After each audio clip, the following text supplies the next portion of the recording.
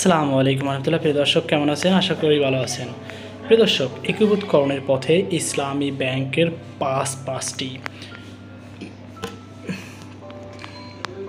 প্রিয় দর্শক, দেশের ব্যাংক খাতে দীর্ঘদিন ধরে চলে আসা অনিয়ম, দুর্নীতি এবং রাজনৈতিক হস্তক্ষেপের কারণে তৈরি হওয়া সংকটে বাস্তব চিত্র সামনে আসে সরকারের পতনের পর।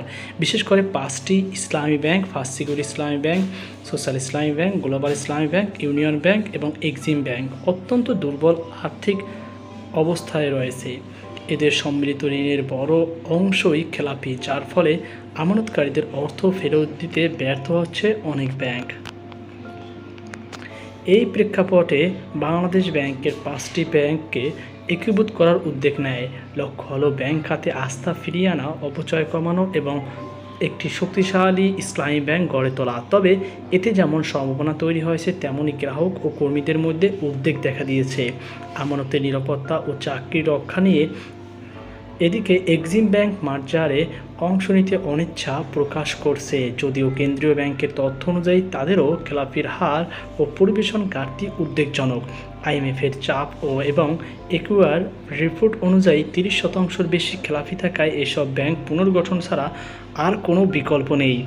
বাংলাদেশ ব্যাংক আশ্বস্ত করেছেন, এই একীভূতকরণে কর্মী ছাঁটাই হবে না, কেবল অতিরিক্ত শাখা পুনর্বিন্যাস করা হতে পারে।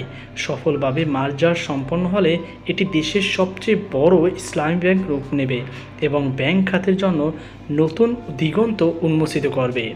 প্রিয় দর্শক, আশা করি আপনারা বুঝতে পেরেছেন যে খুব শীঘ্রই ইসলামী ব্যাংকের পাঁচটি ইসলামী ব্যাংক একীভূত হচ্ছে। এখানে দেখতে পাচ্ছেন আপনার শর্ট চার্ট দিয়ে রাখছে। এক্সিম ব্যাংকের আমানত 42,993 কোটি টাকা মেবি, আর ঋণ হচ্ছে 51,642, এবং সোশ্যাল ইসলামী ব্যাংক 30,977, যেখানে ঋণ আছে 35,220, গ্লোবাল ইসলামী ব্যাংক 12,313, যেখানে ঋণ আছে 14,427, ইউনিয়ন ব্যাংক 17,942, যেখানে ঋণ আছে 28,279, ফার্স্ট সিকিউরিটি ইসলামী ব্যাংক 43,143, যেখানে ঋণ আছে 60,915। অর্থাৎ এই ব্যাংকগুলোর মধ্যে সবথেকে খারাপ অবস্থা রয়েছে ফার্স্ট সিকিউরিটি ইসলামী ব্যাংক এবং ইউনিয়ন ব্যাংক।